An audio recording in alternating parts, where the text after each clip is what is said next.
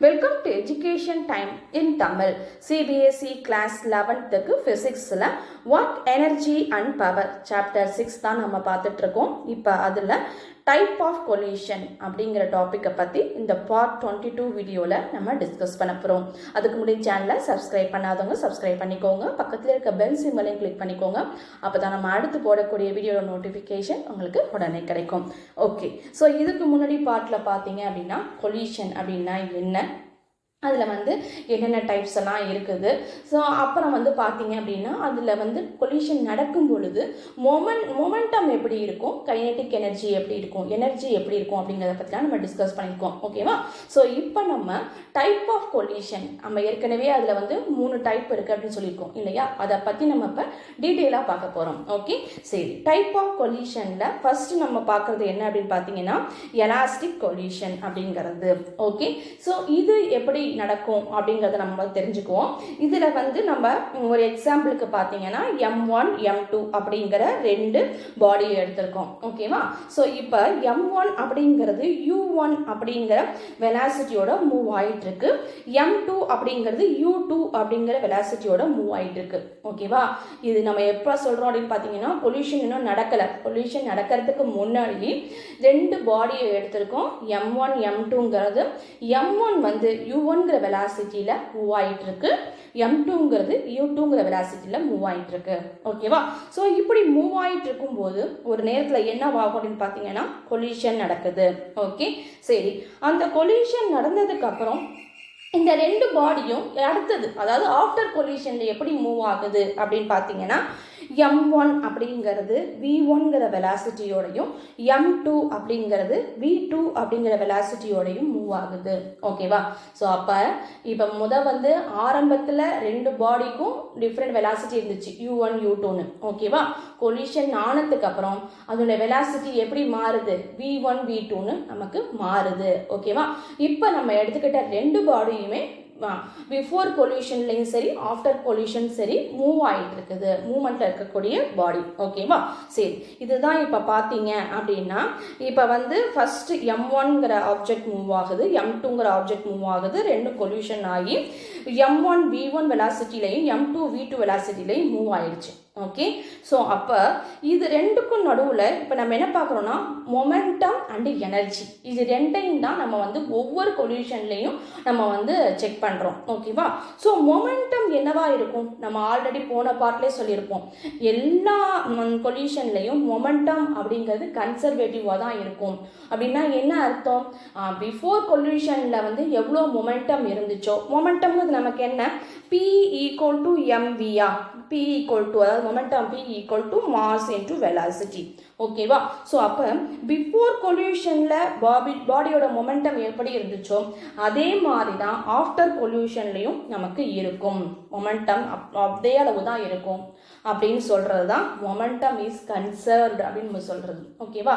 So அப்போ இங்கே ஒரு எக்ஸாம்பிளுக்கு நம்ம சொல்லணும் அப்படின்னா என்ன சொல்லலாம், ஃபர்ஸ்ட் பாடி M1 U1 அப்படிங்கிற வெலாசிட்டியில் மூவ் ஆச்சு, அதோட momentum P equal to M1 U1. சரி, அப்போ செகண்ட் இது என்ன எடுத்துக்கலாம், நமக்கு M2 U2ன்னு சொல்லலாமா? ஓகே, செகண்ட் இதில் அதோட மொமெண்டம் M2 U2.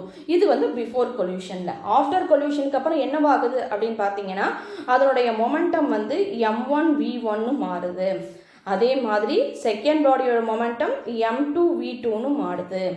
ஓகேவா? அப்போ மொமெண்டம் இஸ் கன்சர்வா நம்ம என்ன சொல்ல போகிறோம், M1 U1 equal to M1 V1க்கு equal, M2 U2 equal to M2 V2க்கு ஈக்குவல். ஸோ இப்படி சொன்னோம்னா நமக்கு என்ன அர்த்தம், மொமெண்டம் கன்சர்வ்டாக இருக்குது அப்படின்னு அர்த்தம். ஓகேவா? சரி, அப்போ எலாஸ்டிக் கொலியூஷன் நடக்கும் பொழுது மொமெண்டம் அப்படிங்கிறது கன்சர்வ்டாக இருக்கும். ஓகே, இந்த kinetic energy is conserve, kinetic எனர்ஜியும் எலாஸ்டிக் கொலியூஷன் நடக்கும் பொழுது கன்சர்வ்டாக இருக்கும். நம்ம ஆல்ரெடி கைனெட்டிக் எனர்ஜி படித்தோம் இல்லையா? ஸோ அது எல்லா கொலியூஷன்லையும் கன்சர்வ்டாக இருக்கணுங்கிற அவசியம் இல்லை. ஓகே, ஸோ ஆனால் எலாஸ்டிக் கொலியூஷனில் பார்த்தீங்க அப்படின்னா இது கன்சர்வ்டாக தான் இருக்குது. இந்த initial kinetic energy is equal to the final kinetic energy. Initial kinetic energy அதாவது பிஃபோர் கொலியூஷன் அப்போ என்ன கைனெட்டிக் எனர்ஜி இருந்துச்சோ அந்த பாடிக்கு அதே மாதிரி தான் ஆஃப்டர் கொல்யூஷன் அப்பையும் நமக்கு வந்து கைனெட்டிக் எனர்ஜி இருக்குது. அப்போ ரெண்டு கைனெட்டிக் எனர்ஜியும் ஈக்குவலாக தான் இருக்குது.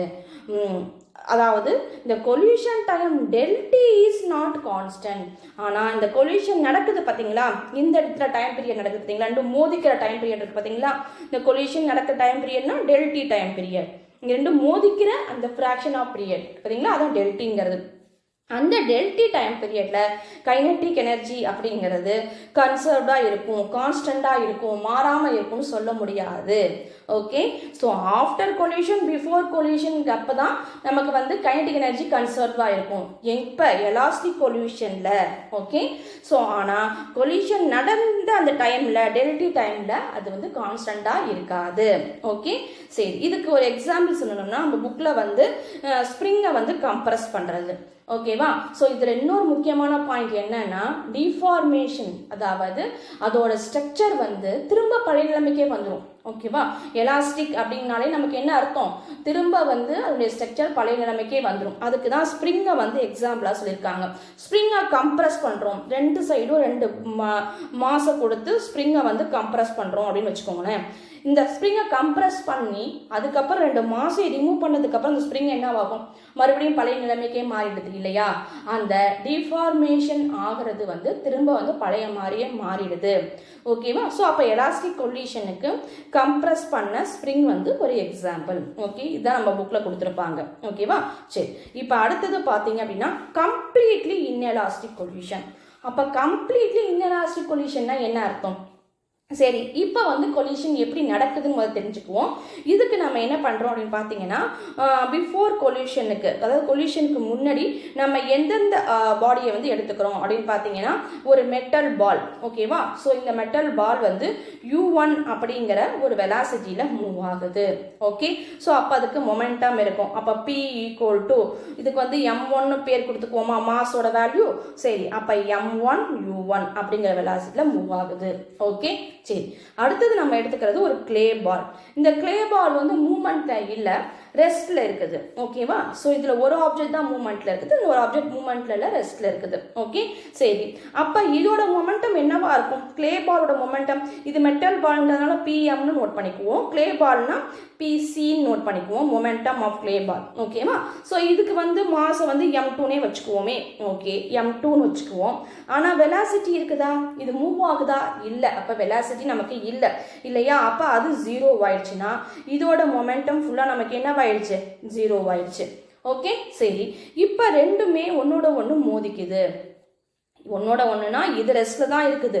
அப்போ மெட்டல் பால் தான் மூவ் ஆகி வந்து நம்ம இதில் மோதும். ஓகேவா, மோதினத்துக்கு அப்புறம் ஆஃப்டர் கொல்யூஷன் என்ன நடக்குது அப்படின்னு பார்த்தீங்கன்னா இந்த மெட்டல் பாலோட என்னவாச்சு, இந்த கிளே பால் வந்து ஸ்டிக் ஆகிக்குச்சு, ஒட்டிக்கிட்டு ரெண்டுமே ஒன்னா சேர்ந்து மூவ் ஆகுது. அப்போ மூவிங் டுகெதர், ரெண்டும் ஒன்னா சேர்ந்து மூவ் ஆகுது. என்ன வெலாசிட்டியில மூவ் ஆகுது, விங்கிற வெலாசிட்டியில மூவ் ஆகுது. ஓகே, ஸோ அப்போ இதை நம்ம எப்படி எழுதலாம், ஆஃப்டர் கொல்யூஷன் அதோட மொமெண்டம், ஆஃப்டர் கொல்யூஷனால பிஏன்னு போட்டுக்கிறேன். ஆஃப்டர் கொல்யூஷன் அதோட மொமெண்டம் எப்படி எழுதலாம், ரெண்டுமே சேர்ந்து மூவ் ஆகுது இல்லையா. அப்போ M1V + M2V. ஓகேவா, ரெண்டும் ஒரே இதில் தான் வருது. அப்போ கான்ஸ்டன்ட் விங்கிறது நமக்கு கான்ஸ்டன்ட். அப்போ V வெளில எடுத்துட்டோம்னா M1 + M2. ஓகே, ஸோ அப்போ ரெண்டு பாடியும் சேர்ந்து நமக்கு மூவ் ஆகுது. அப்போ மொமெண்டம் இஸ் கன்சர்வ். நம்ம ஆல்ரெடி சொல்லியிருக்கோம், எல்லா கொல்யூஷன்லேயும் மொமெண்டம் மாறாது, மொமெண்டம் கன்சர்வ். ஏன்னா பிஃபோர் கொல்யூஷன் அப்போ உள்ள மொமெண்டம், அந்த பாடியோட மொமெண்டம், ஆஃப்டர் கொல்யூஷன் அப்போ இந்த பாடியோட மொமெண்டம் ரெண்டுமே வந்து நமக்கு ஈக்குவலாக தான் இருக்குது. அப்போ மொமெண்டம் இஸ் கன்சர்வ். ஓகே, சரி, இந்த kinetic energy is not conserve. இது வந்து inelastic coalition, completely inelastic coalition. அப்ப கைனடிக் எனர்ஜி வந்து கன்சர்வா இல்ல. the maximum kinetic energy is lost. இதில் உள்ள மேக்ஸிமம் கைனடிக் எனர்ஜி, எதுக்கு கைனடிக் எனர்ஜி இருக்கும், மெட்டல் பால்க்கு மட்டும்தான் இருந்தது, ஏன்னா அதுதான் மூவ் ஆகுது இல்லையா.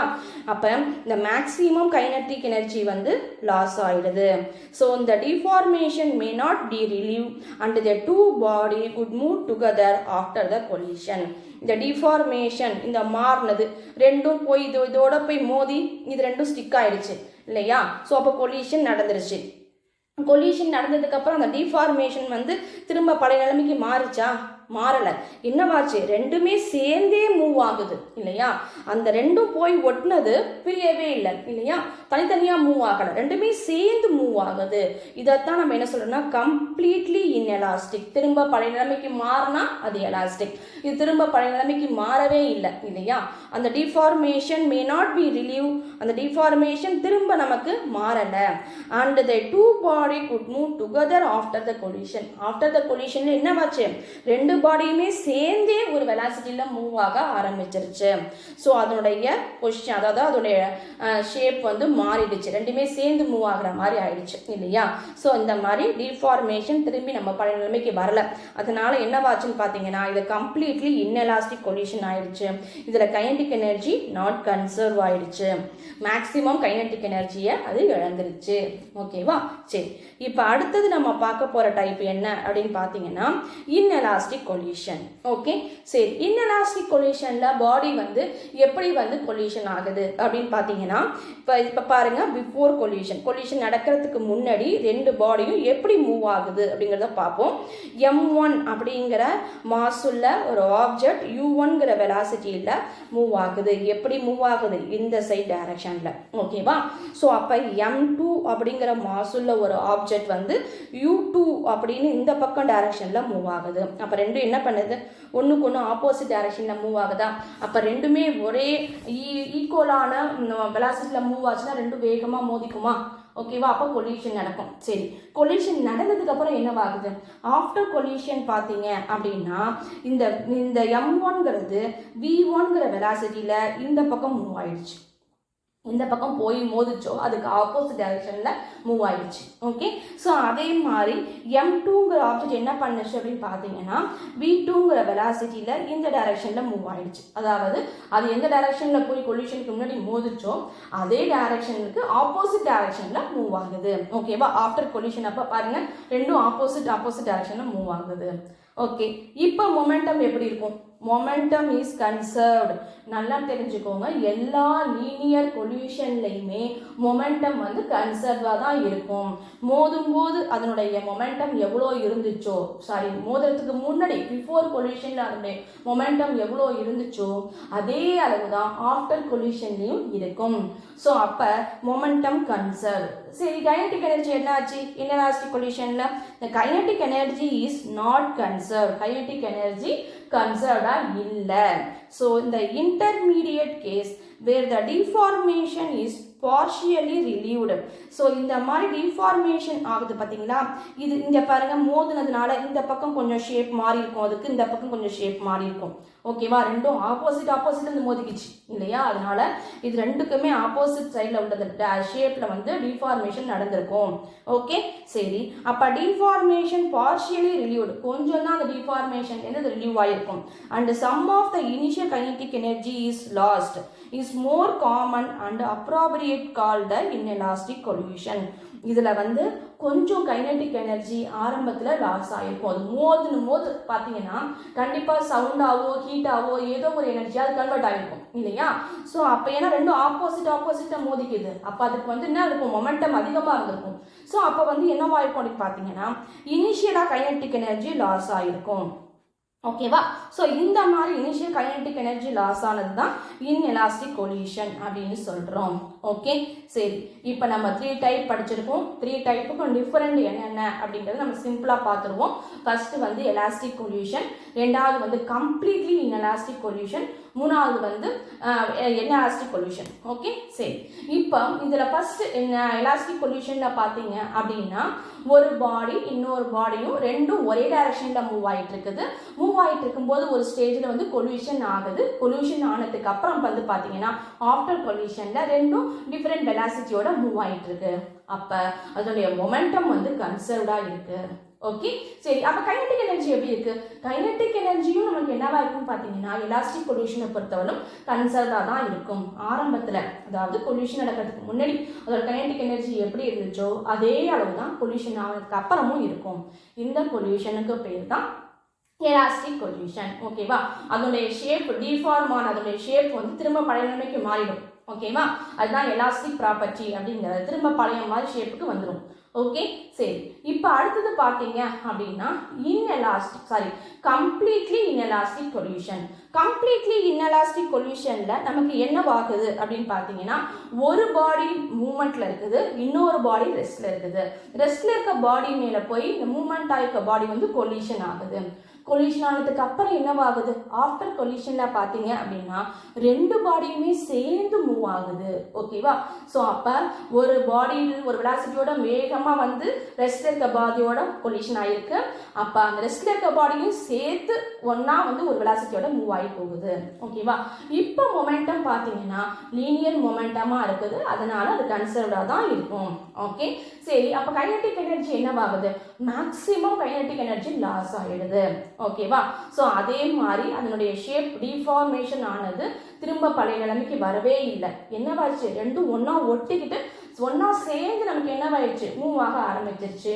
பழைய மாதிரி தனித்தனியா மூவ் ஆகிறதோ தனித்தனியா பிரியறதோ நடக்கவே இல்லை. ஓகேவா? ஸோ இது வந்து கம்ப்ளீட்லி இன்எலாஸ்டிக் கொலிஷன். ஓகே, சரி. எலாஸ்டிக் கொலிஷன் அப்படின்னா என்ன? பிஃபோர் கொலிஷன் எப்படி இருக்குன்னு பார்த்தீங்கன்னா ரெண்டு பாடியுமே M1 M2 ரெண்டு பாடியுமே ஒரு பர்டிகுலர் வெலாசிட்டியில மூவ் ஆகுது. ஆனால் எப்படி மூவ் ஆகுது? ஒன்றுக்கு ஒன்று ஆப்போசிட்டாக மூவ் ஆகுது. அப்போ ரெண்டும் கொலிஷன் ஆகும்போது நல்லா வேகமாக வந்து கொலிஷன் நடக்கும். ஏன்னா ரெண்டும் ஆப்போசிட் டைரக்ஷனில் வருது இல்லையா? ஸோ வேகமாக கொலிஷன் நடக்கும். கொலிஷன் நடந்ததுக்கப்புறம் பார்த்தீங்கன்னா ரெண்டும் அதாவது பிஃபோர் கொலிஷன் என்ன டைரக்ஷனில் வந்துச்சோ அதுக்கு ஆப்போசிட்டாக ரெண்டுமே என்ன பண்ணிடும்? செப்பரேட்டாக பிரிஞ்சு போயிடும். ஓகேவா? ஆஃப்டர் கொலிஷன்ல. சரியா? சரி. இப்போ அடுத்தது பார்த்தீங்கன்னா மொமெண்டம் வந்து கன்சர்வாக தான் இருக்கும். ஏன்னா இதுவும் வந்து லீனியர் மூமெண்ட் தான். ஓகேவா? ஸோ அதனால மொமெண்டம் கன்சர்வாக தான் இருக்கும். ஆனால் கைனடிக் எனர்ஜி என்னவாகும்? ஆரம்பத்தில் கைனடிக் எனர்ஜி கொஞ்சம் லாஸ் ஆகும். அதே நேரத்தில் இதில் டிஃபார்ம் ஆன ஷேப் வந்து கொஞ்சம் தான் நமக்கு ரிலீவ் ஆகும். கொஞ்சம் அதோட ஷேப் வந்து மாறி போயிடும். ஏன்னா ரெண்டும் ஆப்போசிட்ல மோதிக்குது. இந்த மொமெண்டம் வேகமாக இருக்கும். பயங்கரமான மொமெண்டம்ல ரெண்டும் வந்து கொலிஷன் நடக்கும். ஓகேவா? ஸோ அப்போ நடக்கும் பொழுது பார்த்தீங்கன்னா அதோட ஷேப் டிஃபார்ம் ஆகும். டிஃபார்ம் ஆகிற ஷேப் வந்து கொஞ்சம் தான் அது ரிலீவ் ஆகும். ஃபுல்லாக அது வந்து ரிலீவ் ஆகாது. ஓகேவா? ஸோ இந்த மாதிரி நடந்த கொலிஷனுக்கு பேர் இன்எலாஸ்டிக் கொலிஷன் அப்படின்னு சொல்கிறோம். இந்த படமெல்லாம் கொஞ்சம் ஞாபகம் வச்சுக்கிட்டீங்க. நம்ம போட்டிருக்க அந்த ஆப்ஜெக்டுடைய படமெல்லாம் ஞாபகம் வச்சுக்கிட்டீங்கனாலே உங்களுக்கு வந்து இதை பற்றி டீட்டெயிலாக நீங்கள் எழுதிட முடியும். ஓகேவா? அதுதான் உங்களுக்கு படத்தோட நான் எக்ஸ்பிளைன் பண்ணுறேன். ஸோ படத்தை கண்ணு முன்னாடி ஞாபகம் கொண்டு வந்தீங்கன்னா நீங்கள் வந்து இதை பற்றி 3 பாயிண்ட் நீங்கள் வந்து எழுதிடலாம். ஓகேவா? ஸோ இதை சொன்னதெல்லாம் உங்களுக்கு ஈஸியாக புரிஞ்சிருக்கும்னு நினைக்கிறேன். இந்த வீடியோ உங்களுக்கு பிடிச்சிருந்தா லைக் பண்ணுங்கள், உங்கள் ஃப்ரெண்ட்ஸ்க்கெல்லாம் ஷேர் பண்ணுங்கள், மறக்காமல் சப்ஸ்கிரைப் பண்ணுங்கள். தேங்க்யூ. தேங்க்ஸ் ஃபார் வாட்சிங்.